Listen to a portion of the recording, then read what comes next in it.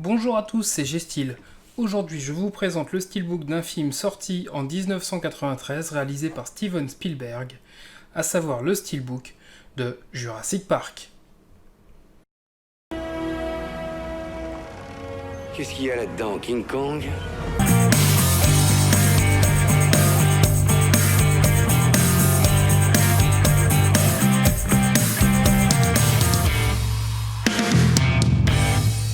Donc il y a eu de nombreux steelbooks de réalisés par rapport à des combos trilogie, donc à savoir Buzz Boy, également une édition Jumbo allemande. Après on a également eu une édition qui est peut-être même encore plus grosse qu'un Jumbo chez Zavi.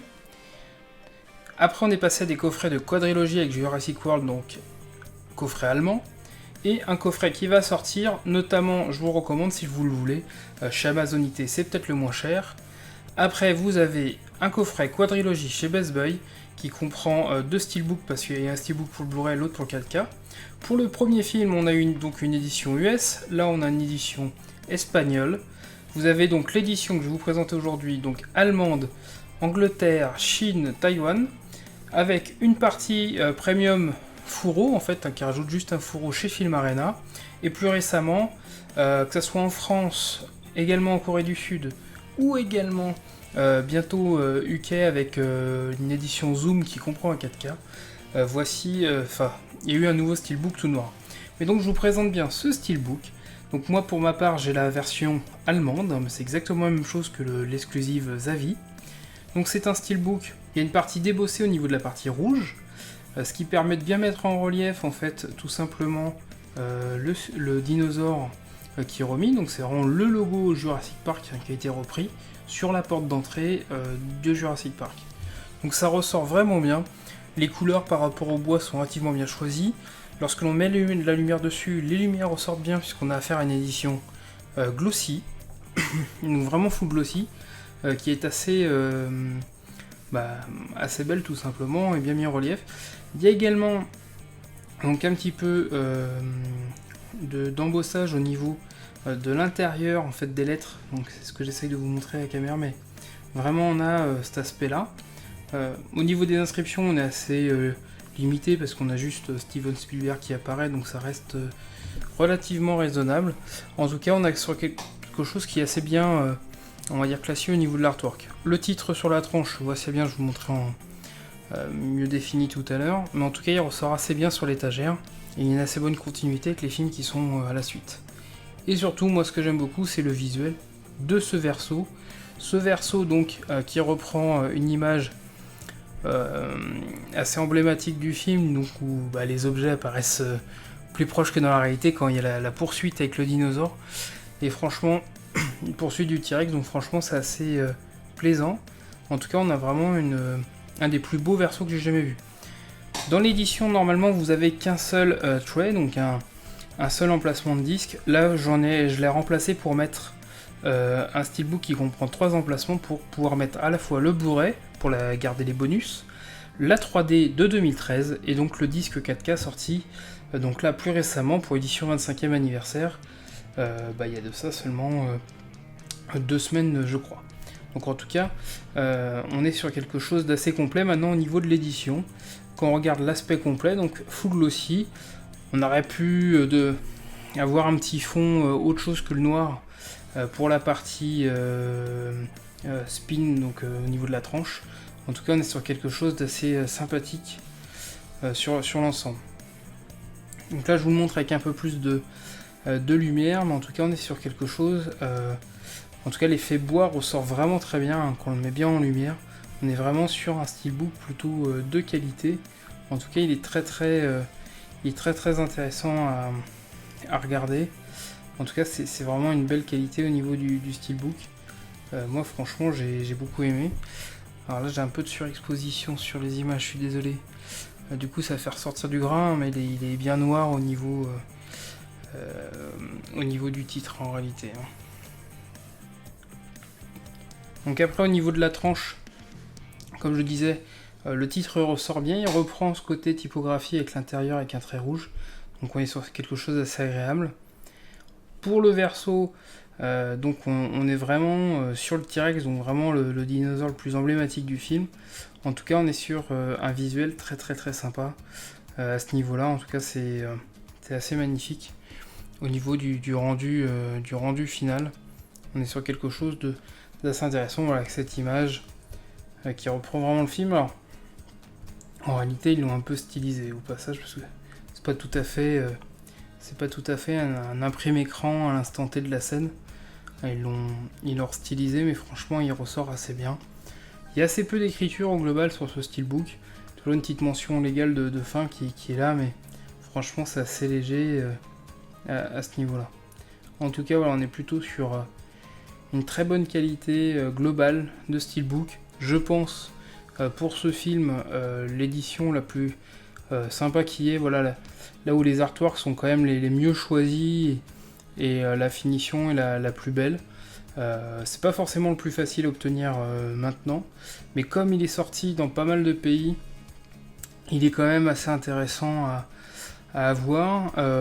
Pour la partie de Taïwan, c'est peut-être une partie intéressante puisqu'il est directement livré en coffret avec les 3 films, les 3 premiers. Bon, de toute façon, je vous ferai une vidéo sur Jurassic World plus tard, mais vous verrez dès qu'on passe à la gamme World, on n'est plus tout à fait sur la même qualité de visuel, mais en tout cas, il est vraiment très très sympa au niveau de la réalisation, il est assez sympathique.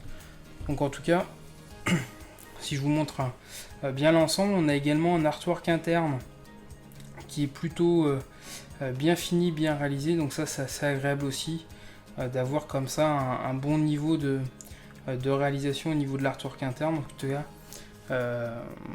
moi j'ai trouvé que cette image elle était par contre intéressante que si on la voyait dans son intégralité.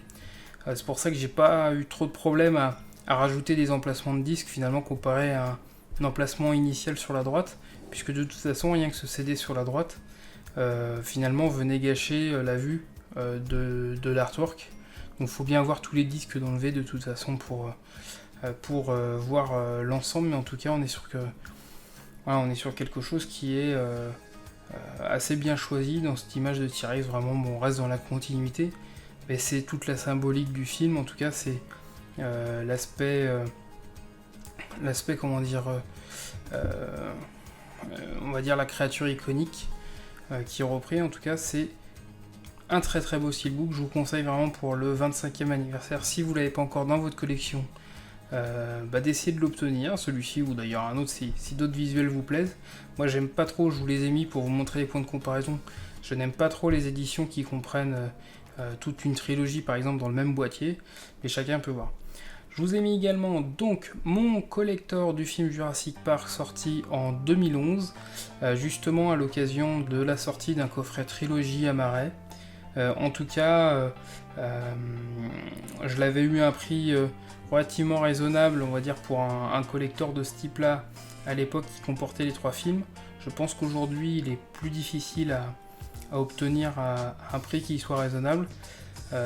Il y a un effet un peu plastique, effectivement, de la finition. Toutefois, ils ont réussi à donner un aspect granuleux, certaines couleurs, etc. Donc ça donne quand même son petit effet sur une étagère.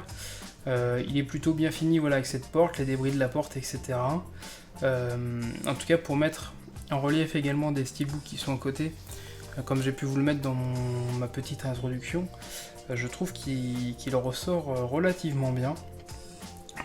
Au-delà de cet aspect léger, il paraît quand même assez solide, donc c'est assez sympathique. Maintenant, effectivement, je pense qu'aujourd'hui, il est plus dur à obtenir. Globalement, voilà. On est sur un film qui, je pense, est culte. Parmi les Steven Spielberg, c'est quand même un classique, hein, parmi d'autres, parce qu'il en a tellement fait des classiques, Steven Spielberg, mais on est sur quelque chose d'intéressant. Et donc, on va passer à l'aspect technique. Donc, on a d'abord un Blu-ray. Le Blu-ray comprend du son VO DTS HD et de la VF DTS.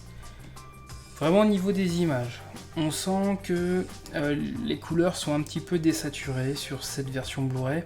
Le grain un petit peu prononcé, donc pour ceux qui aiment beaucoup le style qui ressort très cinéma, beaucoup plus on va dire cinéma que vidéo, ça reste quand même assez agréable. On a quand même beaucoup de scènes qui se passent en extérieur qui restent agréables à regarder, hein, on souffre pas trop du temps. En fait, là où le Blu-ray va trouver ses limites, c'est dès qu'on va essayer de s'attarder sur les visages, notamment au niveau des tonalités de peau qui restent encore à peu près naturelles sur cette édition Blu-ray, mais on va avoir un manque de ressort des barbes, ce genre de choses, on va dire les détails des visages qui vont ressortir comme mal définis, souvent des impressions de flou, que j'ai essayé de faire plusieurs fois des captations du visage d'Hammond, par exemple, où c'était très compliqué d'avoir le visage qui n'était pas flou. En 3D, donc là forcément plus dur à vous montrer, mais c'était simplement pour vous montrer qu'on avait du DTS HD haute résolution, contrairement à ce qui pouvait être noté sur cette édition. Les couleurs avaient été réétalonnées, donc on avait des couleurs, moi je trouve, un peu plus pétantes, mais du coup, peut-être moins naturelles finalement pour la partie des personnages. Donc finalement on y gagne sur les extérieurs, mais on y perd aussi sur le détail des personnages. En tout cas, cette post-production, donc c'était pour une ressortie ciné en 2013, qui amène beaucoup de sensations de profondeur. Il y a des effets de débordement et jaillissement qui sont assez sympas. On a une image, par contre, qui s'est retrouvée très lissée vis-à-vis d'un usage de DNR, donc je sais que certains n'aiment pas trop. Et il manque peut-être une scène où le dinosaure sort jusqu'à nous, jusqu'au canapé. Et ça, on peut peut-être pas trop demander tout ça, une 3D de post-production, donc qui n'avait pas été prévue à l'origine.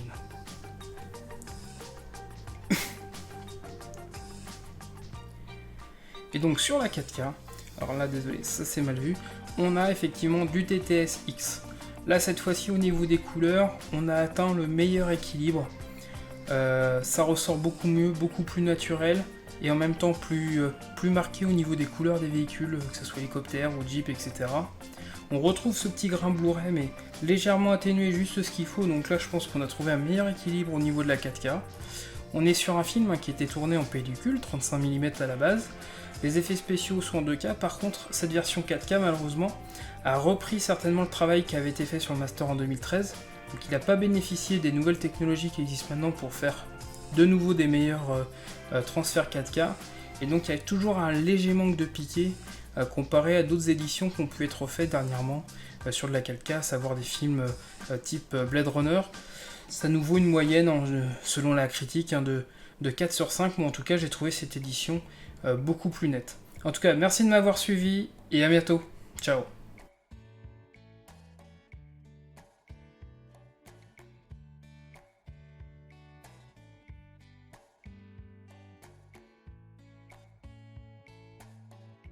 Mais John, quand les pirates des Caraïbes se détraquent, les pirates ne dévorent pas les touristes.